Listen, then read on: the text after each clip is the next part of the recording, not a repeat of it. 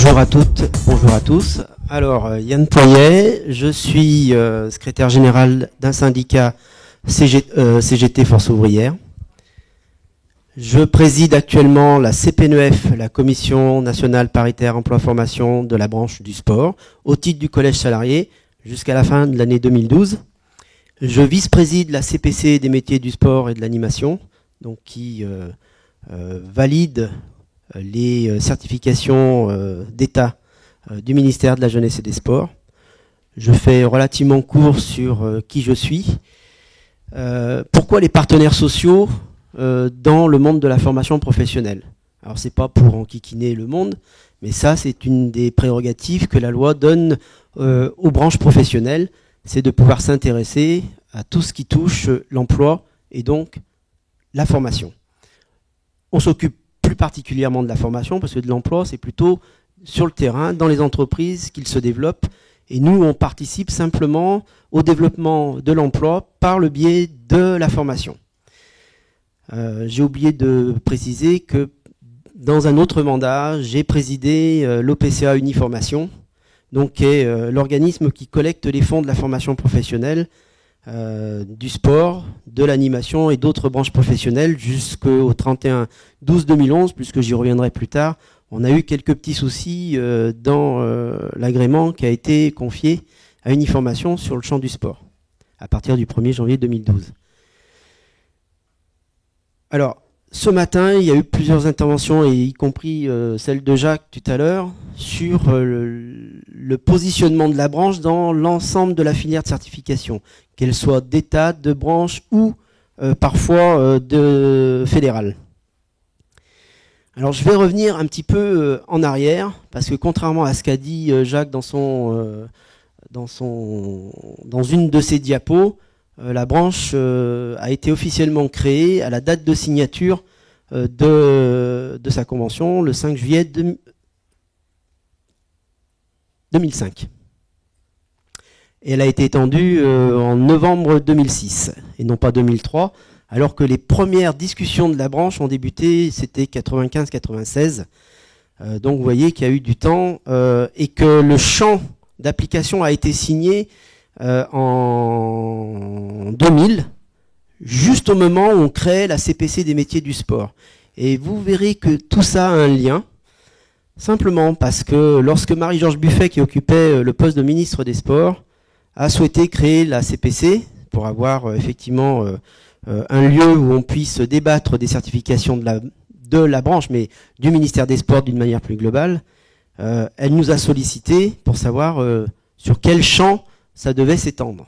Et il nous fallait absolument avoir défini le champ du sport. C'est la raison pour laquelle ça nous a un peu boosté. On a signé le champ du sport avant d'avoir signé le contenu du texte conventionnel, ce qui est un peu particulier dans nos secteurs.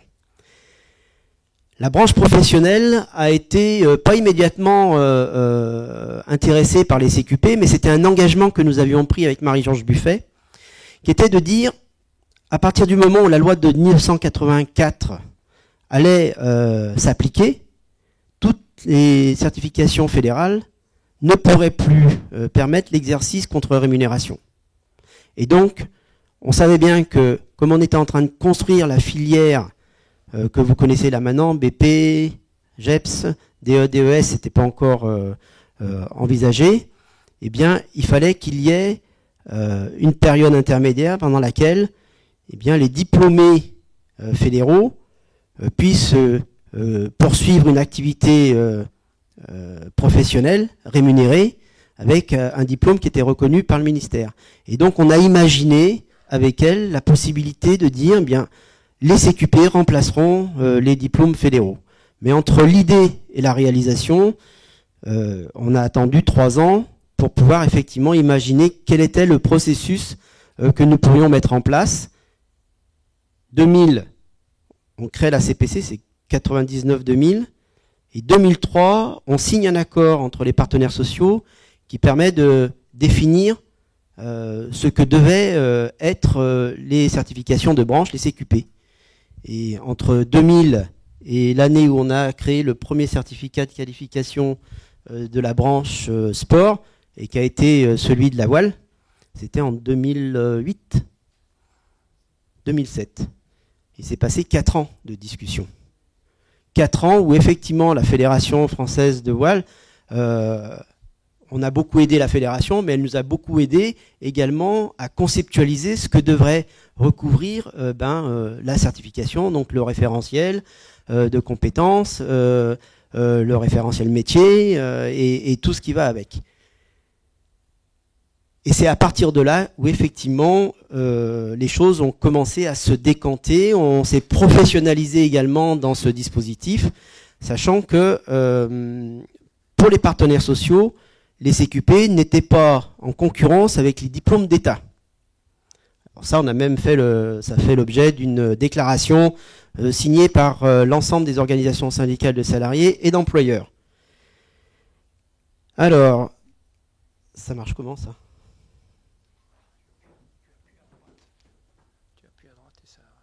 D'accord.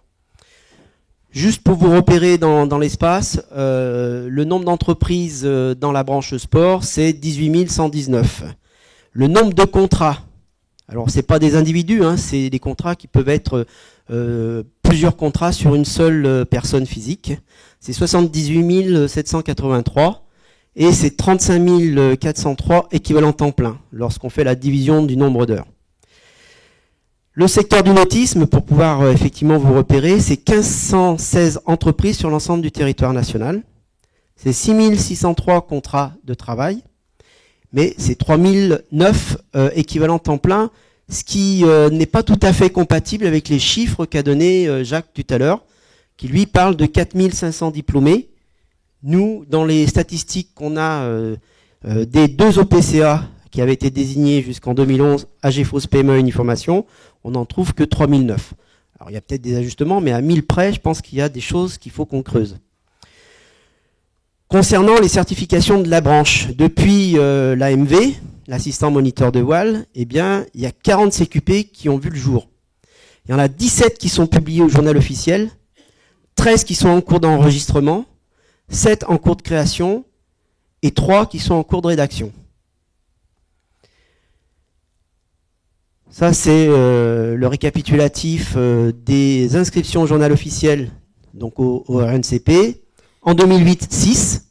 En 2009, 7. 0 en 2010. 4 en 2011.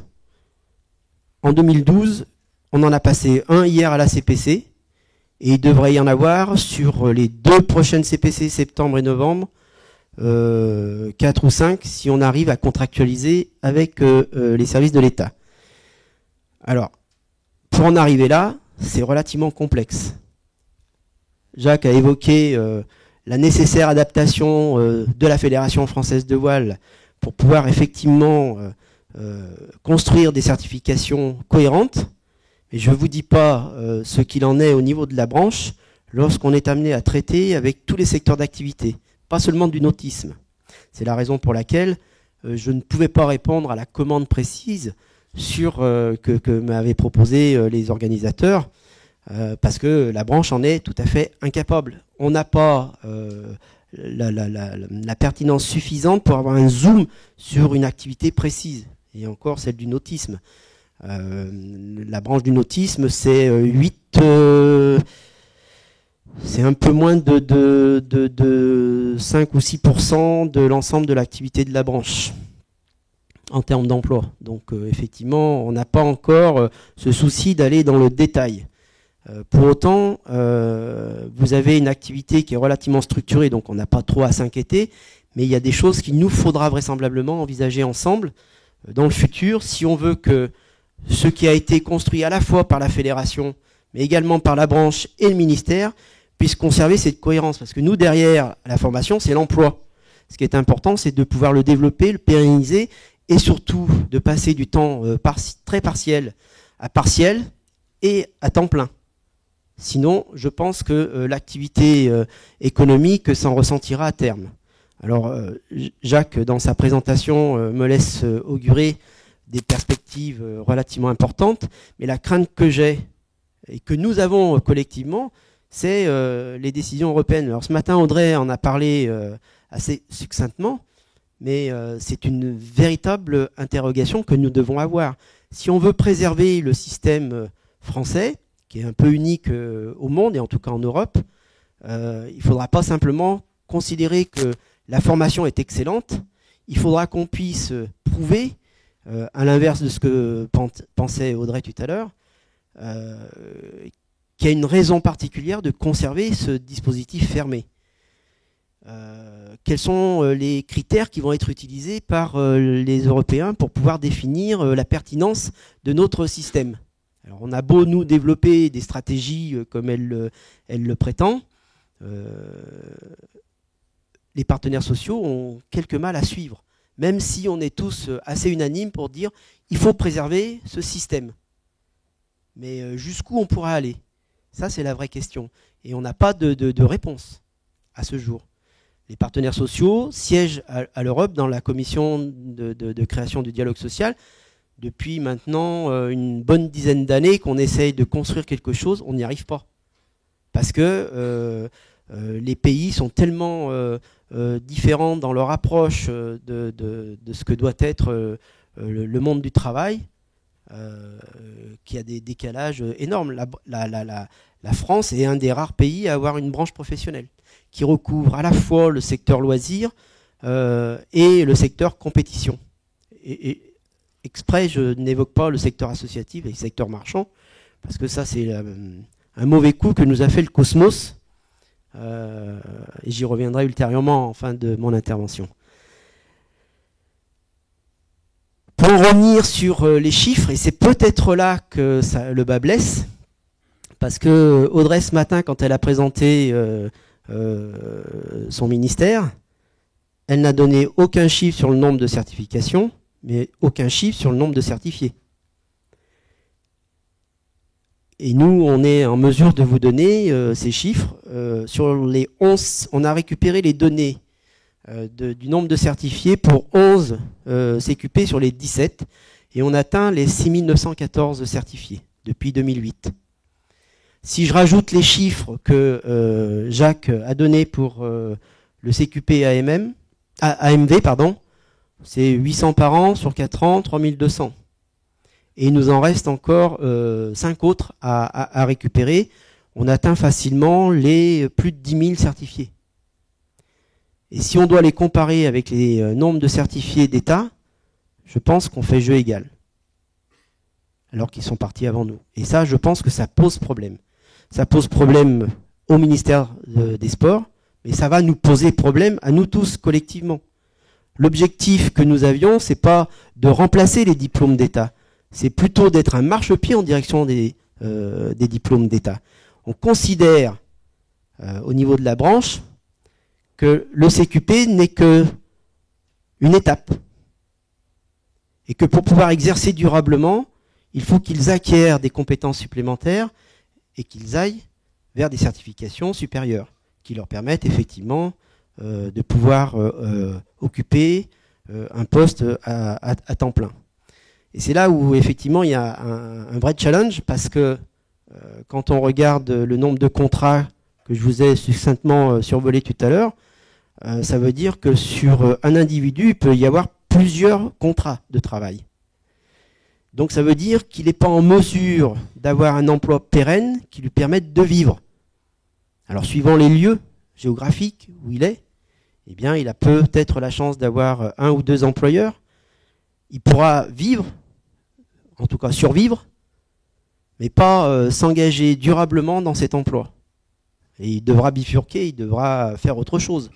Et si on veut qu'il y ait une activité économique fiable, il faut pouvoir l'asseoir. Ça veut dire que les professionnels doivent avoir des certifications qui leur permettent de développer l'activité, et sur plein de secteurs, que ce soit la jeunesse, l'adulte, les seniors, l'activité touristique, l'activité de compétition, que sais-je encore.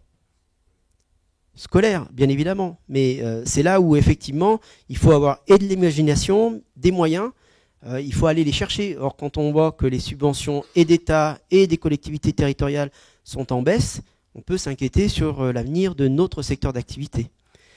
Et si on doit demain défendre auprès de la Commission européenne nos spécificités qui font que, eh bien, on doit conserver un encadrement dans un milieu réglementé,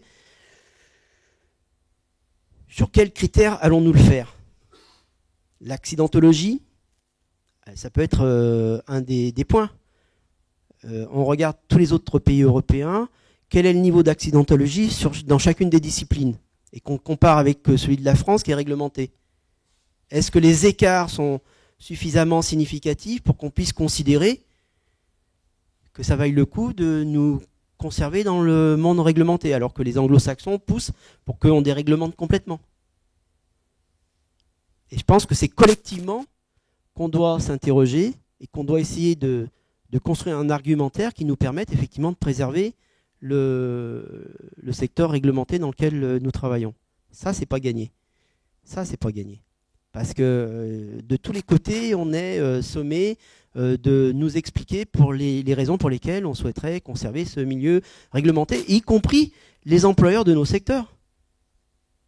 Y compris les employeurs de nos secteurs. Ils ne sont pas tous syndiqués au Cosmos, qui est le mouvement olympique, et ils ne sont pas tous syndiqués au CNOA, qui est le Conseil national des entreprises associatives. Et c'est un peu là où, effectivement, le dialogue que nous devrions entretenir de manière permanente entre tous ces partenaires, eh bien, n'est pas suffisant pour pouvoir lever, non pas le doute, mais en tout cas apporter des réponses et pouvoir faire face aux côtés de l'État à toutes les attaques que nous allons subir dans les prochaines années. On a un questionnement sur les CQP. C'est le CQP ouvre-t-il la voie à une certification d'État? Bah, ça, c'était une vraie question. Et on a des bribes de réponses. Aujourd'hui, je peux citer par exemple le CQP moniteur de tennis. Il y a 3000 et quelques certifiés à ce jour. 35% d'entre eux poursuivent vers une certification d'État. Et des professionnels du secteur, chacun s'accorde à dire que ça a été une véritable aubaine, puisque ça permet effectivement de faire repartir l'activité. Alors que d'aucuns décriaient hier le CQP tennis allait prendre le pain de la bouche des certifiés d'État. La réponse aujourd'hui est non. Elle n'a pas pris le pain des certifiés d'État. Pour autant, il faudra qu'on le vérifie dans le temps, mais je pense qu'au niveau de la voile, il y aura peut-être des analyses à poursuivre. Est-ce que les CQP AMV bien, peuvent poursuivre vers une certification d'État? Combien? Est-ce que ça permet de pérenniser l'emploi dans ce secteur? Et puis, on aura vraisemblablement sur le CQP ALS, animateur de loisirs sportifs, ce même type d'interrogation. Sachant que dans ce secteur-là, 85% des effectifs sont des femmes, et qu'en règle générale, c'est plutôt un emploi complémentaire plutôt qu'un emploi qui leur permette de vivre. Donc on n'aura pas tout à fait la même dynamique. Et l'autre enjeu qu'il y a derrière, c'est ces certifications-là, si elles ne permettent pas l'accès à une certification d'État, les maintenir comme pour permettre l'emploi d'appoint, est-ce que ça ne va pas être quelque chose qui va tirer vers le bas l'ensemble des emplois? C'est la crainte d'ailleurs qu'a la fonction publique, qui a découvert récemment que à partir du moment où le CQP était inscrit au RNCP, les municipalités avaient la possibilité de faire appel à ce type de contrat sans avoir l'obligation d'avoir des certifiés d'État pour occuper les postes de vacataires. Et donc, ça a été un débat au sein de notre organisation Force ouvrière qui m'a amené hier à voter contre les CQP, alors que dans la branche professionnelle, j'ai plutôt été précurseur de ces certifications. Vous voyez, les débats sont relativement importants et il faudra qu'on apporte des réponses d'une manière ou d'une autre. On ne peut pas se satisfaire de ces situations. Et un des débats que nous avons eu hier avec Vianney Sevestre juste avant la CPC, c'était de dire, mais si les CQP sont tellement décriés par tout le monde, le ministère des Sports en premier, qui en devanture dit il n'y a pas de problème, il faut articuler nos CQP avec les certifications d'État, mais il a fallu qu'on aille pleurer, discuter durement avec eux pour qu'ils le fassent, alors qu'ils le font plus facilement avec des certifications fédérales qui ne sont pas inscrites au RNCP. D'ailleurs, Audrey, tout à l'heure, elle a parlé que de ça. Je ne suis pas intervenu, je n'ai pas voulu polémiquer, mais c'est un vrai questionnement.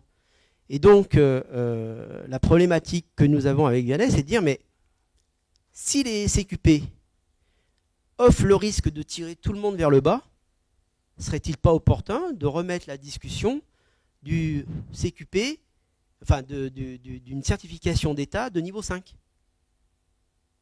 Et là, moi, je me suis reporté en 1999, au moment où on était avec Marie-Georges Buffet, et on discutait à quel niveau nous allions placer le premier niveau de certification d'État jeunesse et sport.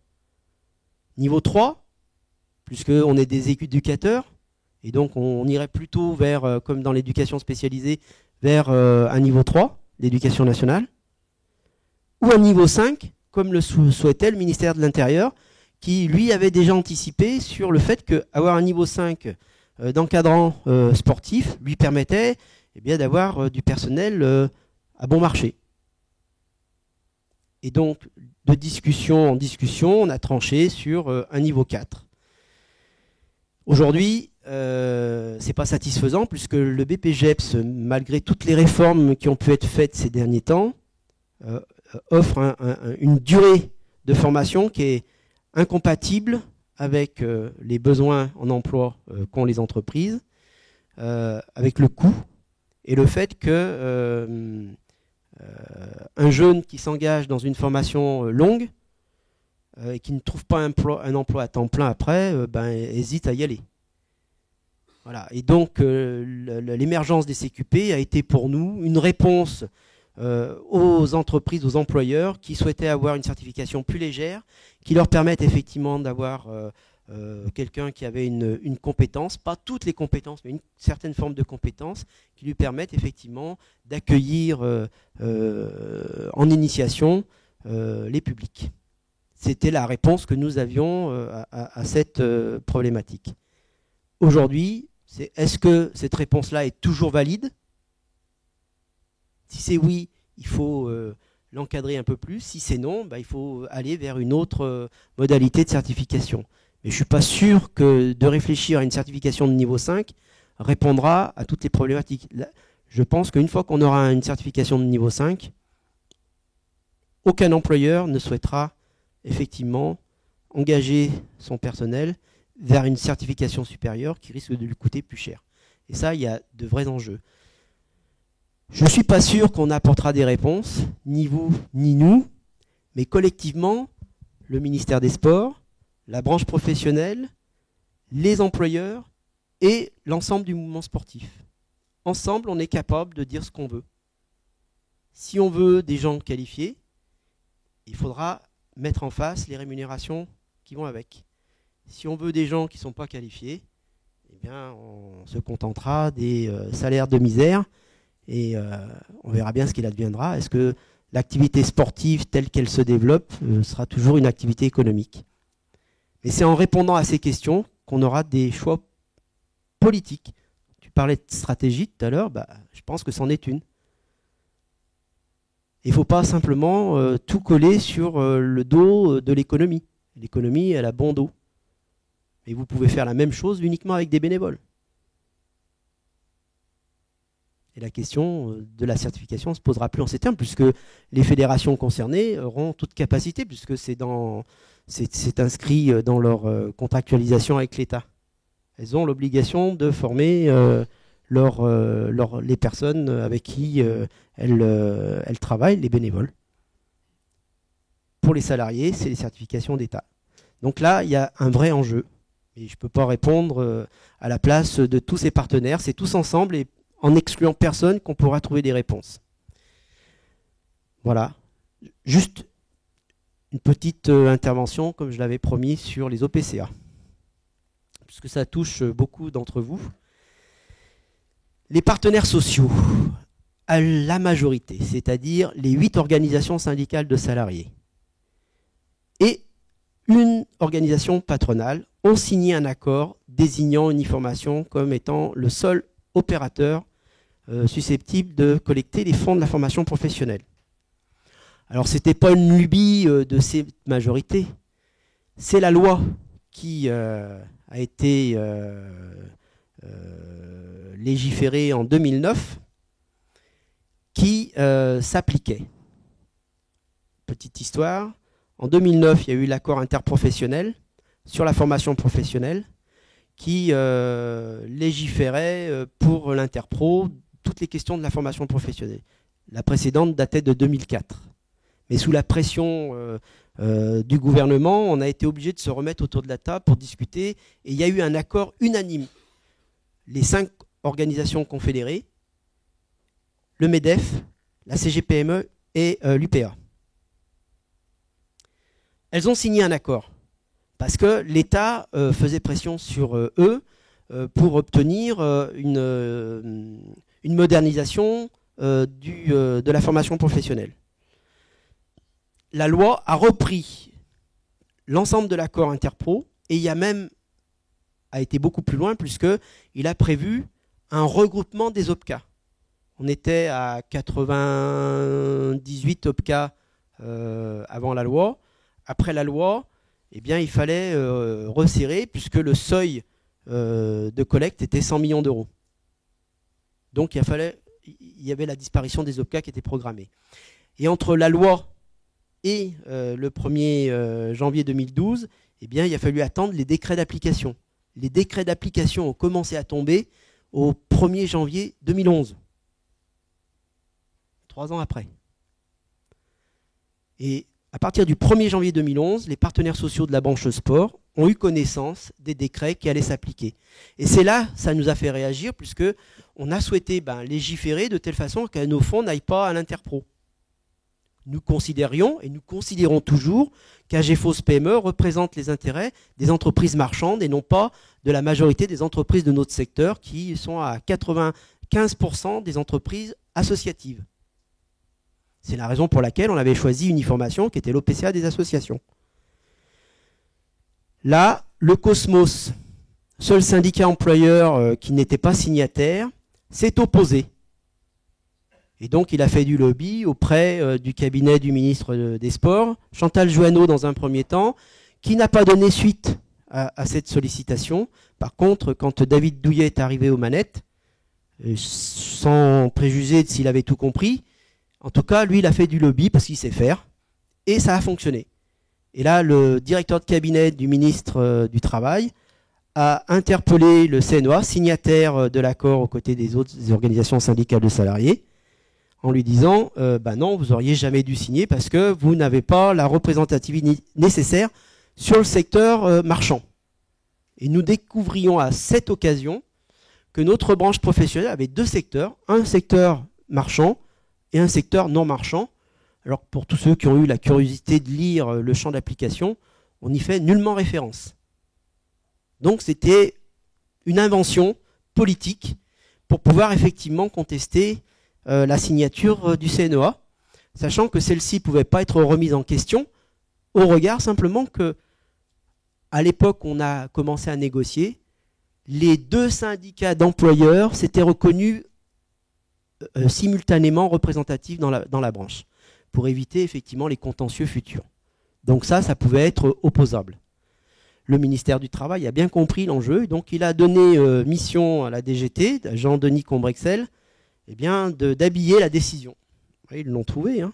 Donc ils ont fait une note qui s'opposait à l'extension de cet avenant sous le prétexte que le CNOA n'avait pas la représentativité nécessaire dans le champ marchand, en allant déterrer une jurisprudence du Conseil d'État de 1976.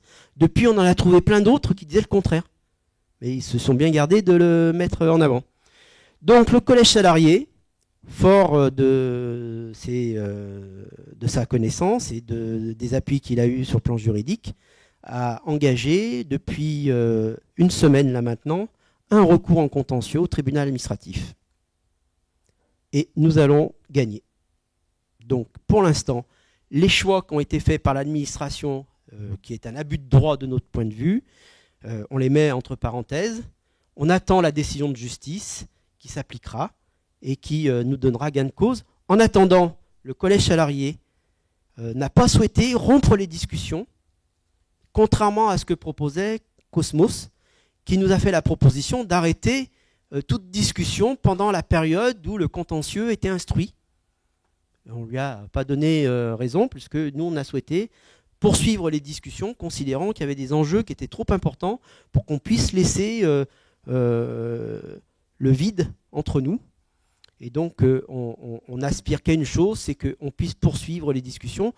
La preuve en est, c'est qu'on a réussi à caler 4 commissions mixtes depuis notre contentieux, et que la semaine prochaine, on continue avec l'Observatoire des métiers du sport, qui va reprendre la problématique du suivi des cohortes CQP, qui nous permettront de connaître la véritable intégration professionnelle de ces certifiés dans nos secteurs d'activité.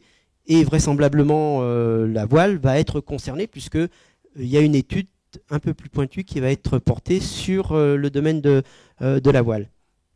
Et puis, dans la foulée, on a une CPNEF le 16 avril qui va nous permettre également de traiter de tous les problèmes qu'on a évoqués tout au long de la journée sur la formation, sur les articulations entre les CQP et les certifications d'État. Et une des questions que nous allons être en mesure de poser à Audrey Perrussin au titre de la branche, c'est pourquoi elle fait une fixation sur la façon d'alléger les formations à tous les titulaires d'une certification fédérale, alors qu'avec les certifications professionnelles de la branche, c'est une bagarre au quotidien pour pouvoir obtenir les allègements. Il y a des interrogations, puisque d'un côté, elle nous dit il faut que vous soyez inscrits au RNCP pour qu'on puisse les prendre en compte. Les certifications fédérales ne sont pas inscrites, donc allez comprendre. Mais c'est avec le ministère. Merci.